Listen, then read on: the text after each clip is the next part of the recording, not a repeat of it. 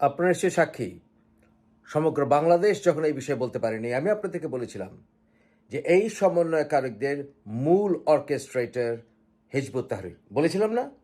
পুরো বাংলাদেশে তখন কেউ বলেনি। আমাদের বাংলাদেশে গত বেশ কয়েক বছর ধরেই সিস্টেম্যাটিক্যালি একটি নিষিদ্ধ ইসলামী খেলাফতি শক্তি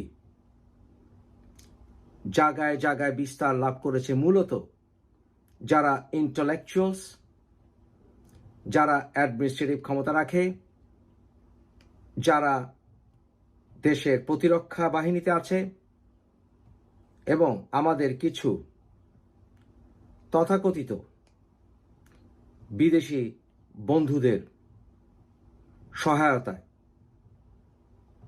তারা এখন আমাদের দেশে স্থায়িত্ব পেয়েছে। তারা ডালপালা বিস্তার করে শেকড় গেড়ে চলেছে।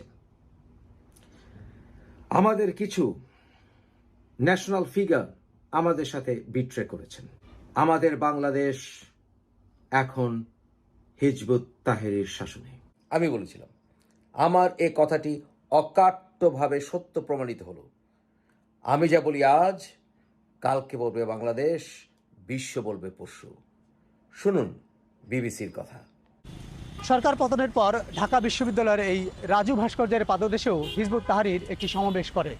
অন্তর্বর্তী সরকার গঠনের পর গত এক মাসে ঢাকা ও ঢাকার বাইরে বিভিন্ন কর্মসূচি নিয়ে প্রকাশ্যে এসেছে হিজবুত তাহরীর। সংগঠনটি দাবি করছে, হাসিনা সরকারের পতনের আন্দোলনে তারা ছাত্রদের সঙ্গে একটি বড় ভূমিকা পালন করেছিল রাজপথের আন্দোলনে। ঢাকা ইউনিভার্সিটি ছাড়াও নর্থ সাউথ, ইস্ট ওয়েস্ট, আপনার ব্র্যাক ইউনিভার্সিটি, ইনক্লুডিং জেন জি, হিজবুত তাহরীর একটা ইন্টেলেকচুয়াল এবং পলিটিক্যাল স্ট্রং একটা লিডিং ফোর্স।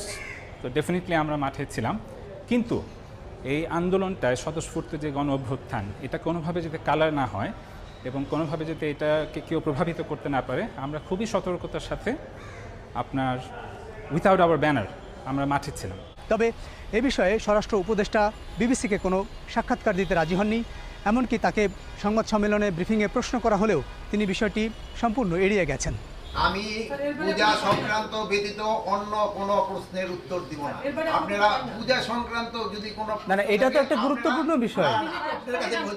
আমি এই পূজা সংক্রান্ত বিষয় এটা তো তবে হিজবুত তাহরীর বা যে কোনো সংগঠন যদি তার অবস্থান ব্যক্ত করতে চায়, পরিষ্কার করতে চায়, সে সুযোগ আছে। তারা সরকারের সাথে কথা বলুক, আলোচনা করুক।